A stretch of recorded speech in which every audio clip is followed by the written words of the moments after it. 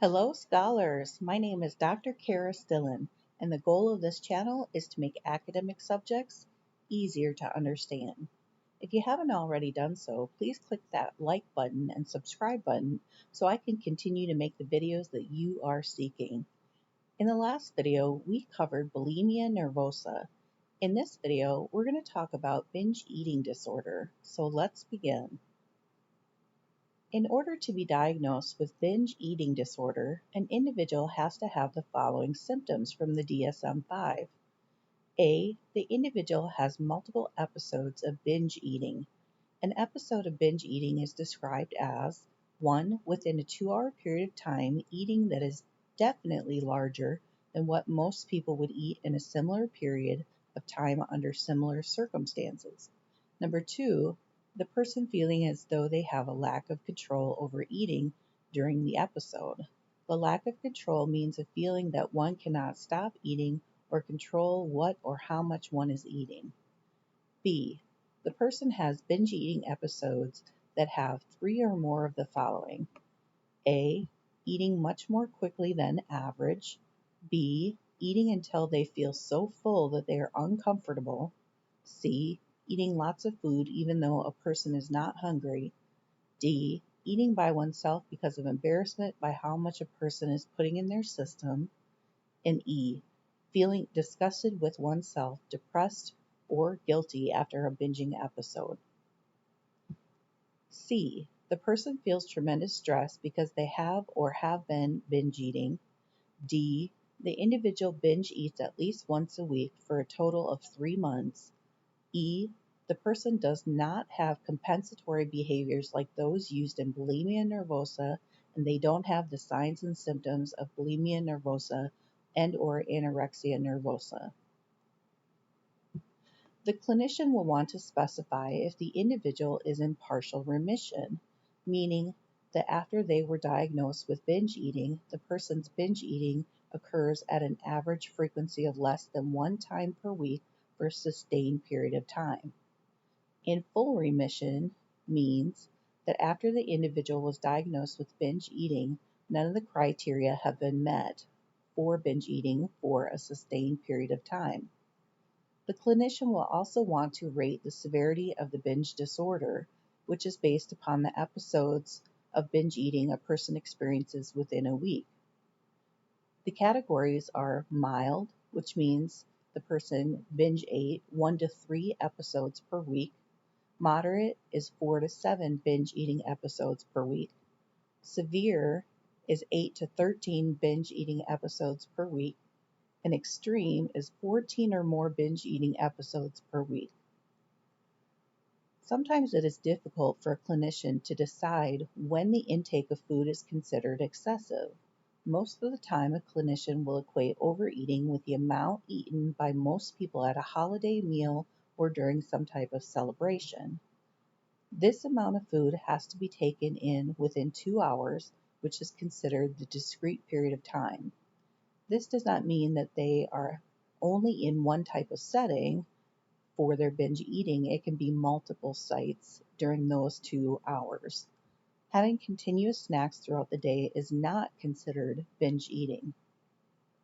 The time period in which a person consumes quite a bit of food also has to have a psychological component of feeling as though the eating is out of control or cannot be controlled.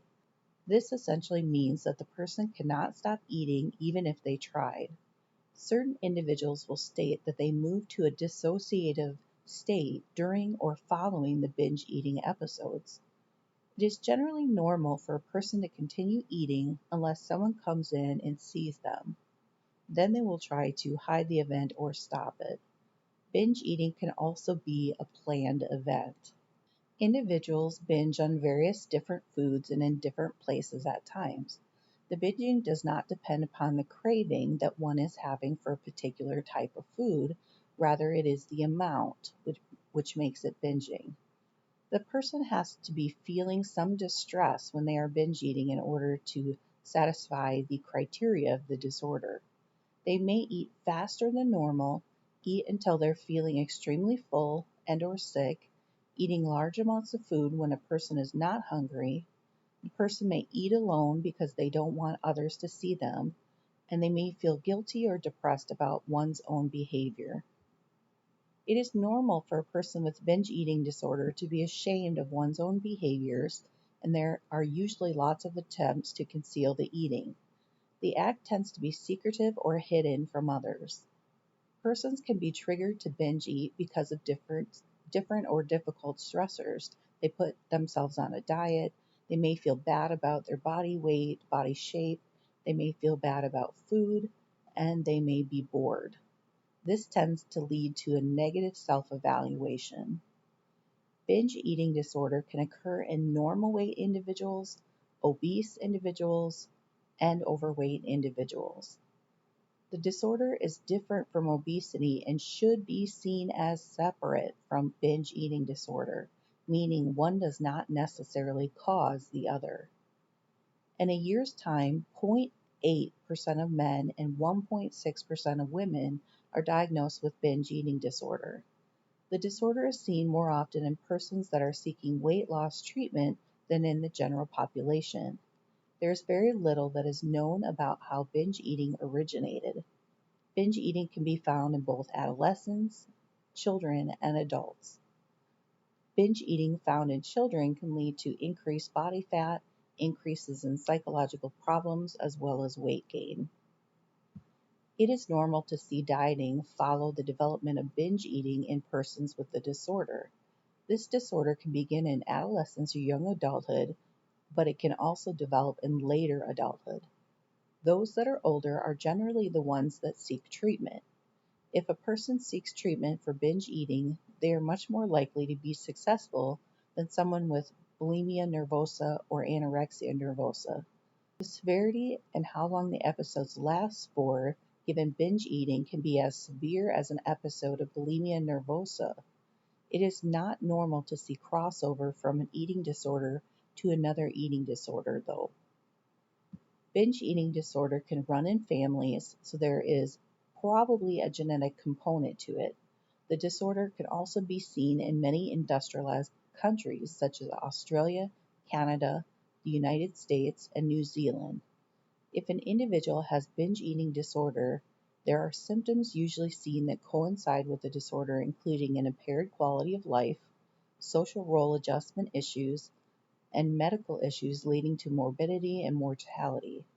The most common psychological disorders found that coexist with binge eating include anxiety disorders, depressive disorders, and bipolar disorders. Well, that is the end of our video. I hope that you have an amazing day. I can't thank you enough for being part of this channel, and I will talk with you soon. Bye-bye.